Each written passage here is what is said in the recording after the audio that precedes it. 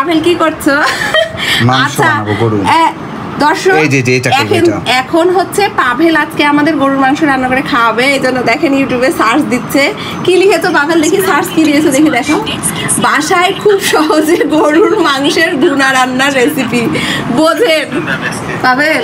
বাবা একবার রান্না করে তখন দেখো আমি সবচেয়ে বেস্ট যেটা লাগবে ভালো দেখে সেটা রান্না করব। আচ্ছা, পাভেল বেস্ট খুঁজছে রান্না করবে, তাই এদিকে গরুর মাংস ভিজেছে। এটা এরকম হবে। কোনটা রান্না করবে? এই যে এরকম হবে রান্নাটা, এরকম হবে। ওরে বাবা রে, দেখেই ভালো লাগছে। আচ্ছা পাভেল পারে কিনা এটা দেখা যাক। এই রকমই হবে।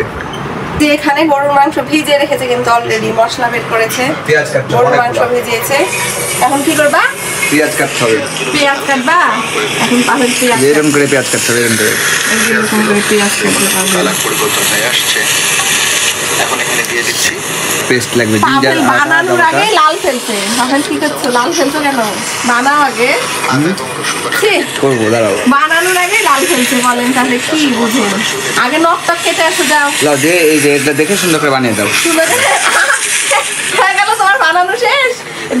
দেখেই ভয় পেয়ে গেছে, বানাবে কি বলেন? আর এদিকে নখ কেটে এসে যাও। নখ টক দেখে, হাতের নখ দেখেন। সময় পাইনি 5 তারিখের পর থেকে। না কেটে রান্নাঘরে ঢুকা যাবে না। আমার নখ সবসময় থাকে পরিষ্কার আমার হাতে, আর পাভেলের হাত নোংরা। পাভেল তুমি বানাতে পারবা না, আগে নখ কাটো।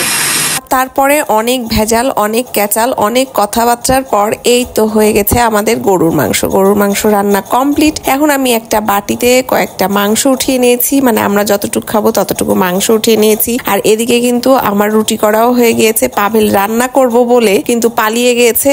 সুন্দর করে রান্নার ভিডিও দেখেছে, কিন্তু একটু রান্না করেনি, আমাকে কোনো হেল্পও করেনি। শুধু ভিডিওটা দেখিয়েছে আমাকে এরকম করে দাও, আমি এরকম খাবো।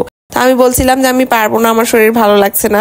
বলছে হ্যাঁ আমি খাবো, আর তুমি আমাকে করে দিবা না? তো যাই হোক, শেষমেশ পাভেলকে আমি গরুর মাংস রান্না করে দিলাম, সাথে অনেকগুলো রুটি বানিয়ে দিয়েছি। এখন মন, পাভেল, আমি সবাই মিলে খেতে বসে গেছি। তো ভিডিও আজকে এই পর্যন্তই। আল্লাহ হাফেজ, আসসালামু আলাইকুম।